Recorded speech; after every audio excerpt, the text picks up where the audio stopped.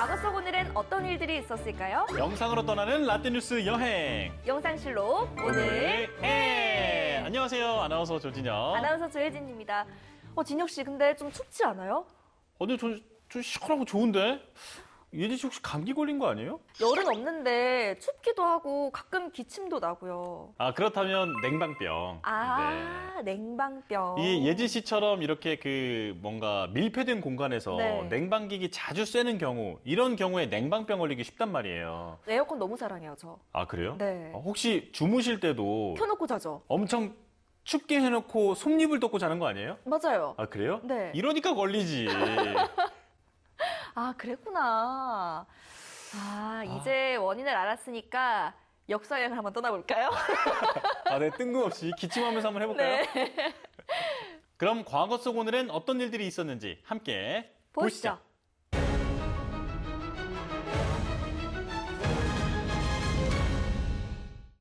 민주주의와 한반도 평화를 위해 공헌한 제15대 김대중 전 대통령.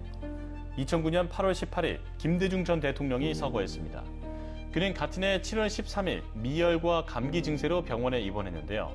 입원 직후 폐렴 진단을 받고 증세가 호전되는 것처럼 보였으나 폐색전증이 발병했습니다. 그리고 폐렴 후유증으로 인한 다발성 장기 손상으로 끝내 세상과 작별을 보였습니다.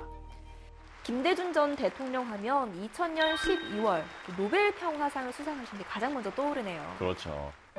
김대중 전 대통령은 청년 사업가 출신으로 민주당 신파에서 정계에 입문했습니다. 그리고 1960년대부터 1980년대에 이르기까지 군사 정권에 맞서 민주화 운동을 전개한 야당 정치인이었는데요. 1971년 이후 대선에 도전한 그는 계속 낙선하다 1997년 네 번째 대선에서 당선됩니다. 그의 당선은 헌정사상 최초의 직접 선거이자 또 유일한 호남태생 민주당 소속 대통령이기도 했는데요. 이때 당선이 대한민국 사상 최초의 평화적 정권 교체였잖아요. 그렇죠. 또 햇볕 정책을 펴는 등 활발한 활동을 이어갔습니다. 김대중 전 대통령의 장례는 6일간 국장으로 치러졌는데요. 2009년 8월 23일 영결식이 거행됐습니다. 그럼 이번엔 1976년 역사 속으로 떠나볼까요? 1976년 8월 18일 판문점에서 북한군 장교와 사병 30여 명이 주한 UN 장교 2명을 도끼로 살해했습니다. 이른바 판문점 도끼 만행 사건이 일어난 건데요. 이 사건의 발단이 미루나무였잖아요. 맞아요.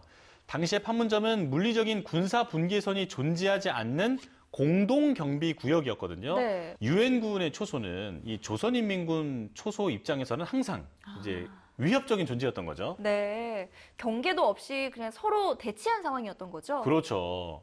가장 고지대에 위치한 5초소 측에서 3초소를 지켜보고 있어야 하는데 이 문제의 미루나무가 5초소의 시야를 방해하고 있었다고 해요. 지켜봐야 하는데. 네. 당시 현장에는 미군 장교 2명과 병사 9명 등 총 11명의 병사가 작업하고 있었는데요. 이때 2명의 북한군 장교와 10여 명의 북한군이 다가와 나뭇가지를 치지 말라며 트집을 잡았습니다. 하지만 여름만 되면 무성한 잎이 관측소 시야를 가로막아온 터라 미군 장교는 이를 무시하고 작업을 강행했는데요. 그러자 곧 20여 명의 북한군이 나타났고 북한 장교의 고함과 함께 북한군은 곡괭이와 도끼 등을 유엔군에게 사정없이 휘둘렀습니다. 순식간에 일어난 이 사건은 북한군이 미군 장교 2명을 살해하고 나머지 9명에게도 중경상을 입혔는데요. 북한군은 유엔군 초소까지 부수고 북쪽으로 도주했습니다. 이런 정황으로 볼 때 미루나무는 핑계고 도발을 하기 위해서가 아니었을까라는 생각도 들고요. 맞아요. 북한 간부의 증언에 의하면 당시 주석인 김일성의 후계자였던 김정일이 후계 체제를 구축해 나가는 시기였는데요.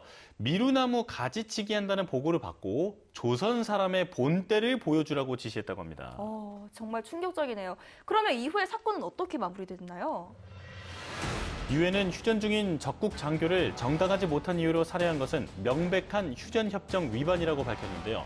미국이 즉각 2개의 전투비행단과 제7함대 기동부대를 한국으로 급파하자 위기감을 느낀 김일성이 각서로 유감의 뜻을 전하면서 사태는 일단락됐습니다. 그럼 이번엔 1976년으로 가보겠습니다. 1976년 8월 18일 경상북도 대구시에서 야구 선수 이승엽이 태어났습니다. 그는 어린 적부터 투구와 타격 쪽에서 뛰어난 소질을 보였는데요. 그리고 경상중학교 재학 당시 노히트 노런을 기록했고 경북고등학교 재학 시절인 1993년 청룡기 대회에서 팀을 우승으로 이끌며 우수 투수상을 수상했습니다.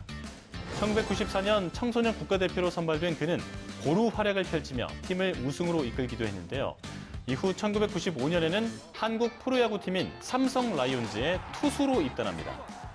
이승엽 선수 하면 교과서에도 등장을 하잖아요. 프로야구 선수 최초로 교과서에 실린 대단한 인물이죠. 맞아요. 진로와 직업이라는 교과서인데 오랜 기간 다양한 연령층의 팬으로부터 사랑받고 있는 이승엽 선수가 인터뷰를 통해 프로야구 선수의 삶과 직업으로서의 모습 등 정보를 제공하고자 기획했다고 하죠. 저도 언젠가 교과서에 아나운서 조혜진하고 실리게 되면 얼마나 좋을까라는 생각이 드네요. 부럽네요. 벌써. 네. 이승엽은 선수 시절 홈런왕 및 KBO MVP 5회 수상, 한국 시리즈 4회 우승 및 골든글러브 10회 수상 등 화려한 커리어를 쌓았는데요. KBO 리그 통산 최다 홈런, 타점, 득점 등 무수한 타격 관련 기록들을 보유한 타자였습니다. 그리고 그는 2017년 은퇴했고 KBO 홍보대사로 위촉됐는데요. 야구 중계 해설위원도 겸직하면서 활발한 활동을 이어가고 있습니다. 제가 이승엽 선수가 은퇴를 할 때 네. 제가 스포츠 캐스터였거든요. 그때 이 스포츠판 전체에서 굉장한 이슈였습니다. 정말. 그랬을 것 같아요. 그리고 이승엽 선수를 해설위원으로 모시기 위한 쟁탈전이 굉장히 치열했었어요. 그랬겠네요. 네. 그리고 이 밖에도 8월 18일에 또 다른 역사를 살펴보면요. 2001년 필리핀 호텔에서 화재가 발생했습니다. 필리핀 케손시 한 호텔에서 화재가 났고 3시간 만에 진화됐는데요. 하지만 화재는 낙후된 소방시설과 유독 연기로 인해서 대형 참사로 이어졌습니다. 화재 원인은 밝혀졌어요? 화재 원인은 3층 창고 천장에서 발생한 누전 때문인 것으로 밝혀졌는데요. 이 화재로 70여 명의 사람이 숨졌습니다. 그런가 하면 2002년에는 북한 주민이 어선을 타고 서해상으로 귀순했는데요.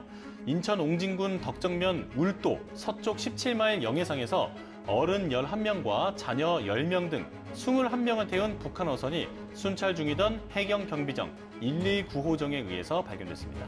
북한을 나올 때 위험했을 텐데 그래도 안전하게 잘 빠져나와서 다행이네요. 네, 이들이 타고 온 배는 114 지도국 소속으로 20톤급 목선이었는데요.